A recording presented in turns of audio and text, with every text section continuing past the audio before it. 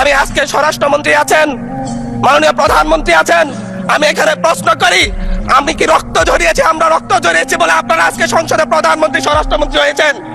স্বরাষ্ট্রমন্ত্রী আইনের ব্যাখ্যা না দিয়ে আইনমন্ত্রী আইনের ব্যাখ্যা দিবেন। স্বরাষ্ট্রমন্ত্রী এসবে মনোযোগ দেওয়া দরকার। স্বরাষ্ট্রমন্ত্রী মনোযোগ দেওয়া দরকার। সারা দেশে কোথায় কোথায় সন্ত্রাসীরা রয়েছে সেই সকল সন্ত্রাসীদের তালিকা করে তাদেরকে বিচারের ব্যবস্থা করা দরকার। স্বরাষ্ট্রমন্ত্রীর উচিত মাননীয় সদস্য নেতাকর্মীরা হত্যার শিকার হয়েছে তাদের বিচারের ব্যবস্থা করা দরকার। মাননীয় স্পিকার, আমরা বলেছি নতুন বাংলাদেশ দিব। আমরা নতুন বাংলাদেশ আবার প্রতারণার রাজনীতি দেখতে চাই না, প্রবঞ্চনার রাজনীতি দেখতে চাই না। যে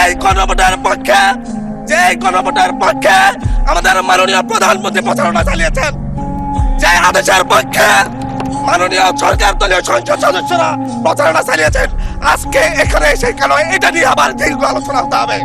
আমি আমার সবচেয়ে কম বয়সী প্রার্থী হিসেবে নিজের প্রার্থীটা জমা দিয়ে এলাকায় গিয়েছি প্রচারণা করতে। তিনবার হামলা শিকার হতে হয়েছে। আমি সংসদ সদস্য হিসেবে এলাকায় গিয়েছি, সেই জায়গায় আমার উপর হামলা করেছে। সরাসরি ভিডিওতে দেখা গিয়েছে অস্ত্র নিয়ে, দেশীয় অস্ত্র নিয়ে আমাকে কোপাতে আসা হয়েছে। তারা কারা?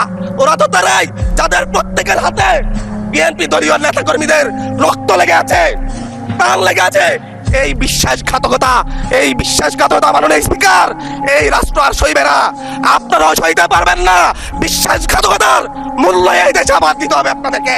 আপনারা যারা আপনাদের ভাইদের রক্ত জড়িয়েছে, খুন করেছে, খুনের মামলা আছে, তাদেরকে আবার পুনর্বাসিত করে আমাদেরকে খুন করার জন্য লেলিয়ে দিচ্ছেন।